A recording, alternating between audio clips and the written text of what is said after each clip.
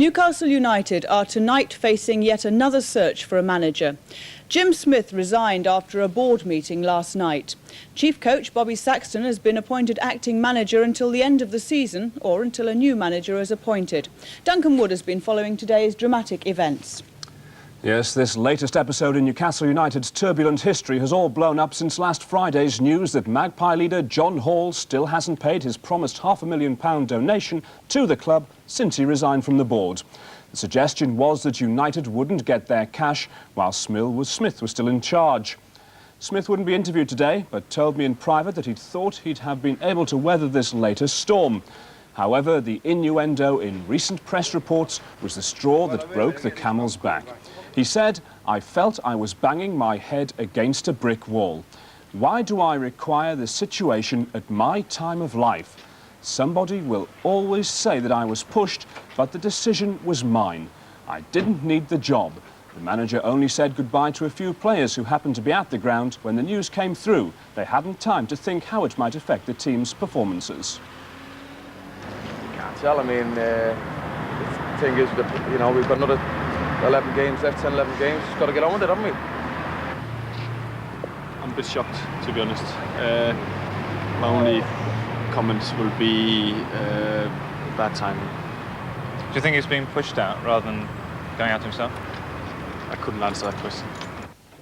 Just over an hour ago, United's chairman George Forbes gave the boardroom version of Smith's shock resignation.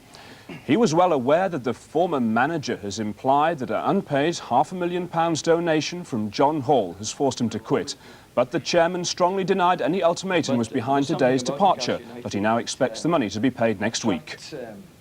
It had absolutely nothing to do with it. We've been under no pressure at all regarding the manager from any outside source. And in fact, I would stress that we certainly did not ask Jim Smith to resign. It's not a way of saying that we fired him by saying we came to an agreement about a resignation. Jim Smith came unannounced to me and said he wanted to resign. But John Hall did not give you the ultimatum that if you didn't get rid of the manager, you wouldn't get the loan? Most definitely not. John Hall has never given me any ultimatum. Did you ask Jim Smith to stay? You must realise that when the manager comes to you and says that he wishes to resign, I said that I was sorry he was going. I didn't mount a big campaign to make him to stay, no. Why not? Because I felt he really wanted to go. And it's very important to me to have 100% commitment to the club. Where does this leave the club now? It leaves the club with 12 games to go in this season, with the team being looked after by a responsible, respected man with lots of experience, both as a manager and as a coach, Bobby Saxton. In good hands, I would say. And obviously we will look to appoint a replacement. Jim Smith. Jim Smith has suggested that if he'd known what managing Newcastle was really like, he'd never have taken the job. But he arrived just over 2 years ago, a highly respected figure in the game with 4 successful promotion campaigns. The Bald Eagle was famous for his swoops in the transfer market, but even drastic changes couldn't stop the slide into Division 2. Fans' patience was at rock bottom. Smith was to be caught in the boardroom crossfire. But in the summer, he pulled the masterstroke that should have made him a Tyneside folk hero. His double signing of Mark McGee and Mickey Quinn was to prove an unimaginable success. Smith always had to act short-term.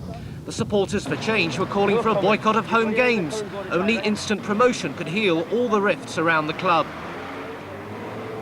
One look at Quinn in action and the terraces started to fill again. But dissension was never far from the surface.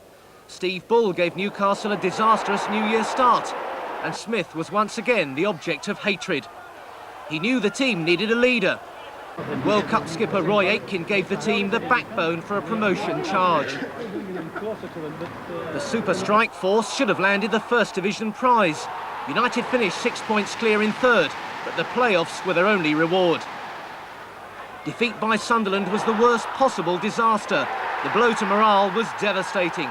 Smith had been unlucky. It was the share issue that brought the gulf between Smith and John Hall into the open. The Magpie leader was convinced the fans wouldn't part with their cash while Smith was in charge. The share flotation was even less successful than the manager's injury-hit team. Ironically, last Saturday's winner by the Wheeler Dealers' first ever signing kept United in the playoff hunt. Not many managers resign after an away win, but Jim Smith had just had enough. Well, with me now is our sports editor, Roger Thames. Roger, how will this all go down with the fans? Well, I don't think there'll be too many fans crying in their beer tonight. One of the main things they were critical of was his signing policy. When they were good, they were very good, Quinn, McGee, Aiken. When they were bad, they really weren't too clever. I think he spent a lot of money on fringe players who haven't made an impact and maybe weren't that much better than the ones he actually inherited from William McFall. I think the timing of it is an absolute disaster. You could still get up from this position. Crystal Palace got up with a position that really wasn't very dissimilar.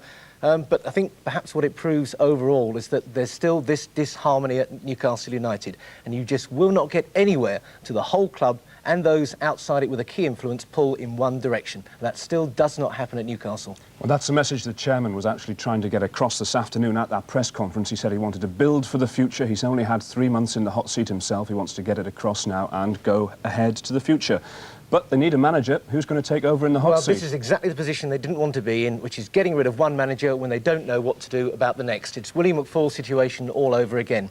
Interesting, the bookies coming up with 4 people. Ozzy Ardiles at Swindon, the favourite, but he might be looking at what happens at Spurs. Brian Robson from Manchester United confesses he wants to go into management, loves Newcastle United. And then what about Arthur Cox, of course, who maybe should never have gone in the first place, but Derby are really in desperate position.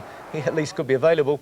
And what about Brian Little at Darlington? Now, that really would be a turn-up for the books. He's performed an absolute miracle down there, and he's a Newcastle fan. He's from Peterlee.